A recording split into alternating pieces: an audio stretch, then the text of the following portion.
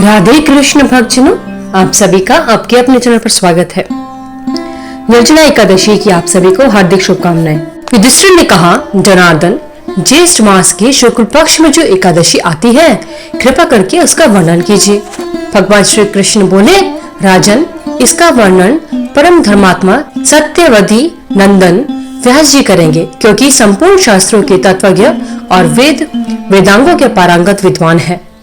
तब व्यास जी कहने लगे, दोनों ही पक्षों की एकादशियों के दिन भोजन ना करें। द्वादशी के दिन स्नान से पवित्र होकर फूलों से भगवान केशव की पूजा करें। फिर नित्य कर्म समाप्त होने के पश्चात पहले ब्राह्मणों को भोजन देकर अंत में स्वयं भोजन करें।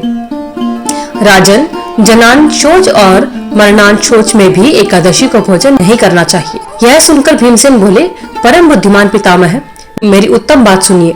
राजा युधिष्ठिर, माता कुंती, द्रौपदी, अर्जुन, नकुल और सहदेव ये एकादशी को कभी भोजन नहीं करते तथा मुझसे भी हमेशा यही कहते हैं कि भीमसेन, तुम भी एकादशी को न खाया करो। किंतु मैं उन लोगों से यही कहता हूँ कि मुझसे भूख नहीं सही जाएगी। भीमसेन की बात सुनकर व्यास जी ने कहा, यदि तुम स्वर्ग लोक की प्राप्ति अभीष्ट है और नरक को दूषित समझते हो तो दोनों पक्षों की एकादशियों के दिन भोजन न करना। भीमसेन बोले, महाबुद्धिमान पितामह, मैं आपके सामने सच्ची बात कहता हूँ। एक बार भोजन कर मुझसे व्रत नहीं किया जा सकता, फिर उपवास करके तो मैं रह ही कैसे सकता हूँ। मेरे उदर में व्रत नामक अग्नि सदा प्रज्वलित रहती है, अतः जब मैं बहुत अधिक खाता हूँ तब भी यह शांत होती है। इसलिए महामुने, मैं वर्ष भर में केवल एक ही उपवास कर सकता हूँ, जिससे स्वर्ग की प्राप्ति सुलभ हो तथा जिसके करने से मैं कल्याण का भागी हो सकूं। ऐसा कोई एक व्रत निश्चय करके बताइए, मैं उसका यथोचित रूप से पालन करूंगा। व्यास जी ने कहा, भीम, ज्येष्ठ मास में सूर्य वृष राशि पर हो या मिथुन राशि पर शुक्ल पक्ष में जो एकादशी आती है, उसका यत्न पूर्वक निर्जल व्रत करो। केवल कुल्ला या आचमन करने के लिए मुख में जल डालकर आप रख सकते हो। उसको छोड़कर किसी प्रकार का जल विद्वान पुरुष मुख में ना डाले, अन्यथा व्रत भंग हो जाता है। एकादशी को सूर्योदय से लेकर दूसरे दिन सूर्योदय तक मनुष्य जल का त्याग करे तो यह व्रत पूर्ण होता है। उसके बाद द्वादशी को प्रभात काल में स्नान करके ब्राह्मणों को विधि पूर्वक जल और सुवर्ण का दान करे। इस प्रकार सब कार्य पूरा करके जितेंद्रिय पुरुष ब्राह्मणों के साथ भोजन करे। वर्ष भर में जितनी एकादशियां होती है, उन सब का फल निर्जला एकादशी के सेवन से मनुष्य प्राप्त कर लेता है। इसमें तनिक भी संदेह नहीं है। शंख, चक्र और गदा धारण करने वाले भगवान केशव ने मुझसे कहा था कि यदि मानव सबको छोड़कर एकमात्र मेरी शरण में आ जाए और एकादशी को निराहार रहे तो वह सब पापों से छूट जाता है। एकादशी व्रत करने वाले पुरुष के पास केवल विशालकाय विकराल आकृति और काले रंग वाले दंड पाशधारी भयंकर यमभूत भी नहीं जाते। अंत में पीतांबरधारी सौम्य स्वभाव वाले, हाथ में सुदर्शन धारण करने वाले और मन के समान वेगशाली विष्णुदूत आखिर इस वैष्णव पुरुष को भगवान विष्णु के धाम में ले जाते हैं। अतः निर्जला एकादशी को पूर्ण यत्न के करके उपवास और श्रीहरि का पूजन करो। स्त्री हो या पुरुष, यदि उसने मेरु पर्वत के बराबर महान पाप किया हो तो वह सब इस एकादशी व्रत के प्रभाव से भस्म हो जाता है। जो मनुष्य उस दिन जल के नियम का पालन करता है, वह पुण्य का भागी होता है। उसे एक एक प्रहर में कोटि कोटि स्वर्ण मुद्रा दान करने का फल प्राप्त होता है। मनुष्य निर्जला एकादशी के दिन स्नान, दान, जप, होम जो कुछ भी करता है वह सब अक्षय होता है। यह भगवान श्री कृष्ण का कथन है।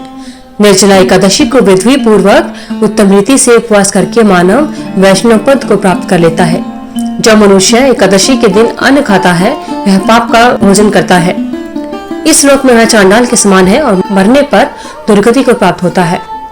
जो ज्येष्ठ शुक्ल पक्ष में एकादशी को उपवास करके दान करेंगे, वे परम पद को प्राप्त होंगे। जिन्होंने एकादशी को उपवास किया है, वे ब्रह्म हत्यारे, शराबी, चोर तथा गुरुद्रोही होने पर भी सब पातकों से मुक्त हो जाते हैं। कुंती नंदन, निर्जला एकादशी के दिन श्रद्धालु स्त्री पुरुषों के लिए जो विशेष दान और कर्तव्य विहित है, उन्हें सुनो। उस दिन जल में शयन करने वाले भगवान विष्णु का पूजन और जलमयी धेनु का दान करना चाहिए। अथवा प्रत्यक्ष धेनु या घृतमयी धेनु का दान उचित है। पर्याप्त दक्षिणा भांति भांति के मिष्ठानों द्वारा यत्न पूर्वक ब्राह्मणों को संतुष्ट करना चाहिए। ऐसा करने से ब्राह्मण अवश्य संतुष्ट होते हैं और उनके संतुष्ट होने पर श्री हरि मोक्ष प्रदान करते हैं। जिन्होंने शम, दम और दान में प्रवृत्त हो श्री हरि की पूजा और रात्रि में जागरण करते हुए इस एकादशी का व्रत किया है, उन्होंने अपने साथ ही बीती हुई 100 पीढ़ियों को और आने वाली 100 पीढ़ियों को भगवान वासुदेव के परम धाम में पहुंचा दिया है। निर्जला एकादशी के दिन अन्न, वस्त्र, गो, जल, शैया, सुंदर आसन, कमंडलू तथा छाता दान करने चाहिए। जो श्रेष्ठ तथा सुपात्र ब्राह्मण को जूता दान करता है वह सोने के विमान पर बैठकर स्वर्गलोक में प्रतिष्ठित होता है। इस एकादशी की महिमा को भक्ति पूर्वक सुनता अथवा उसका वर्णन करता है वह स्वर्गलोक में जाता है। चतुर्दशी युक्त अमावस्या को सूर्य ग्रहण के समय श्राद्ध करके मनुष्य जिस फल को प्राप्त करता है वही फल इसके श्रवण से भी प्राप्त होता है। पहले दंत धामन करके यह नियम लेना चाहिए कि मैं भगवान केशव की प्रसन्नता के लिए एक एकादशी को निराहार रहकर आचमन के सिवा दूसरे जल का भी त्याग करूंगा। द्वादशी को देवेश्वर भगवान विष्णु का पूजन करना चाहिए। गंध, धूप, पुष्प और सुंदर वस्त्रों से विधि पूर्वक पूजन करके जल के घड़े के दान का संकल्प करते हुए मंत्र का उच्चारण करना चाहिए। संसार सागर से तारने वाले हे देवदेव ऋषिकेश, इस जल के घड़े का दान करने से आप मुझे परम गति की प्राप्ति कराइए। भीमसेन, ज्येष्ठ मास में शुक्ल पक्ष की जो शुभ एकादशी होती है उसका निर्जल व्रत करना चाहिए।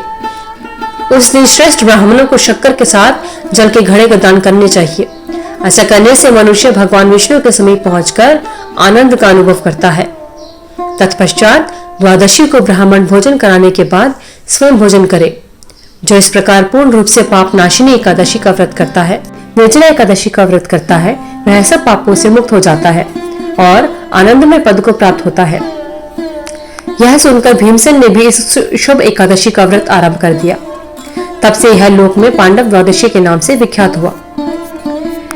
इस प्रकार भक्तजनों, निर्जला एकादशी की व्रत कथा संपूर्ण होती है। बोले भगवान श्री हरि विष्णु की जय। निर्जला एकादशी का हिंदू धर्म में विशेष महत्व होता है। यह व्रत ज्येष्ठ मास के शुक्ल पक्ष की एकादशी को रखा जाता है और जैसा कि इसके नाम से पता चलता है, इसमें निर्जला व्रत रखने का विधान है। निर्जला अर्थात बिना जल के। यह व्रत सबसे कठिन एकादशी में से माना जाता है, इसलिए इसके नियमों का पालन करना बहुत आवश्यक होता है ताकि आपका व्रत खंडित ना हो और आपको इसका पूरा फल प्राप्त हो सके। हिंदू पंचांग के अनुसार ज्येष्ठ माह के शुक्ल पक्ष की एकादशी, जिसे निर्जला एकादशी के नाम से जाना जाता है, यह एकादशी 6 जून को रात 2:15 पर शुरू होगी। वहीं स्थिति का समापन अगले दिन यानी 7 जून को सुबह 4:47 पर होगा। पंचांग के अनुसार 6 जून को निर्जला एकादशी का व्रत रखा जाएगा। आइए अब जानते हैं निर्जला एकादशी का व्रत के नियम क्या है। इस दिन अन्न का त्याग करना होता है। इस दिन किसी भी प्रकार का अनाज पूरी तरह से वर्जित होता है। कहते हैं कि इसमें फलाहार भी मान्य नहीं होता, यानी फलाहार भी नहीं किया जाता। व्रत के दौरान मन को शांत और शुद्ध रखना चाहिए। किसी के प्रति बुरे विचार नहीं लाने चाहिए और बुराई करने से बचना चाहिए। इस व्रत में ब्रह्मचर्य का पालन करना चाहिए और शारीरिक इच्छाओं पर नियंत्रण रखना चाहिए। इस दिन भगवान विष्णु की पूजा, भगवान की कथा एवं भजन कीर्तन सुनने चाहिए। इसके साथ ही इस तिथि पर रात में जागरण करना आवश्यक एवं शुभ माना जाता है। द्वादशी के दिन सूर्योदय के बाद भी व्रत का पारण करें। पारण से पहले जरूरतमंदों को दान दक्षिणा दे और पूजा करें। क्रोध से बचना चाहिए और व्रत के दौरान क्रोध जैसे लोभ और नकारात्मक विचारों से दूर रहना चाहिए। निर्जला एकादशी का व्रत बेहद पुण्यदायी माना जाता है और इसे सभी एकादशी में श्रेष्ठ माना जाता है। इसे भीमसेन एकादशी के नाम से भी जाना जाता है, क्योंकि मान्यता है कि भीम ने इस व्रत का पालन करके सभी एकादशी का पुण्य प्राप्त किया था। ऐसा माना जाता है कि इस व्रत का भाव के साथ पालन करने से भगवान विष्णु की विशेष कृपा प्राप्त होती है, साथ ही जीवन में सुख, शांति और समृद्धि आती है। निर्जला एकादशी का व्रत का पारण अगले दिन यानी 7 जून को किया जाएगा। इसमें 1:44 से लेकर शाम 4:31 तक आप अपने व्रत का पारण कर सकते हैं। पारण तिथि के दिन हरिवार से समाप्त होने का समय सुबह 11:25। एकादशी का उद्यापन करना भी आवश्यक होता है। एकादशी उद्यापन देवताओं के प्रबोध समय में ही किया जाता है, विशेषकर मार्गशीर्ष के महीने में तथा माघ माह में या भीम तिथि यानी माघ शुक्ल पक्ष की एकादशी के दिन ही इस व्रत का उद्यापन करना चाहिए। चतुर्मास में एकादशी व्रत का उद्यापन नहीं करना चाहिए। जब आपकी 24 एकादशियां पूर्ण हो जाती हैं, तब आप इसका उद्यापन कर सकते हैं। तो आइए जानते हैं एकादशी व्रत की विधि क्या है। करने वाले भक्तों को दशमी के दिन से यानी एकादशी से एक दिन पहले से ही कुछ जरूरी कामों को या नियमों को मानना पड़ता है। दशमी के दिन से ही श्रद्धालुओं को या भक्तों को मांस, मछली, प्याज, मसूर की दाल, शहद जैसे खाद्य पदार्थों का सेवन नहीं करना चाहिए। दशमी और एकादशी दोनों दिन लोगों को भोग विलास से दूर रहना चाहिए, ब्रह्मचार्य का पालन करना चाहिए। आइए अब जानते हैं एकादशी की पूजा विधि। एकादशी के दिन सुबह जल्दी उठकर स्नान करने के बाद में साफ स्वच्छ वस्त्र धारण करने चाहिए। उसके बाद व्रत करने का संकल्प लेना चाहिए। घर के मंदिर में दीप प्रज्वलित करें। भगवान विष्णु का गंगा जल से अभिषेक करें। भगवान विष्णु के साथ साथ माता लक्ष्मी की भी अवश्य पूजा करनी चाहिए। भगवान विष्णु को पुष्प और तुलसी दल अर्पित करना चाहिए। अगर संभव हो तो इस दिन व्रत भी अवश्य रखें। भगवान की आरती करें। भगवान श्री हरि विष्णु को भोग लगाएं। भगवान श्री हरि विष्णु को जो भोग लगाया जाता है उसमें तुलसी दल अवश्य शामिल करना चाहिए। कहा जाता है कि तुलसी दल के बिना भगवान श्री हरि विष्णु कोई भी भोग स्वीकार नहीं करते।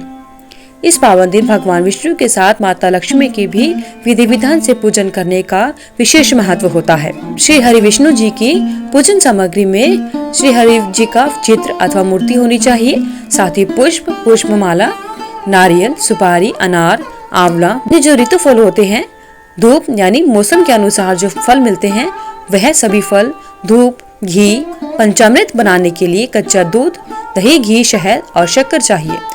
धन्यवाद। अगर आपको इस वीडियो में दी हुई जानकारी अच्छी लगी तो वीडियो को लाइक करें, शेयर करें, चैनल को सब्सक्राइब करके बेल आइकन को जरूर प्रेस करें ताकि आगे आने वाली सभी वीडियोस की नोटिफिकेशन आप तक समय से पहुंचे।